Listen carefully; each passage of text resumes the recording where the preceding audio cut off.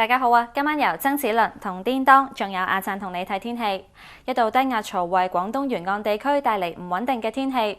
本港今朝早有雷雨，新界同埋港島多處地方錄得超過50毫米嘅雨量，大埔更加錄得超過150毫米。唔知聽日嘅天氣會係點呢？一齊睇下顛當嘅預測。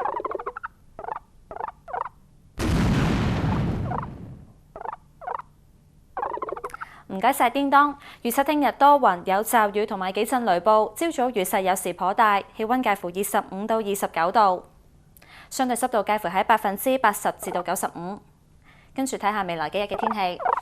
香港未來幾日仍然會受到低壓槽嘅影響，週末期間大致多雲有驟雨，預料低壓槽會喺下星期中逐漸減弱，香港嘅天色會好轉，短暫時間有陽光。跟住睇下華南地區嘅天氣。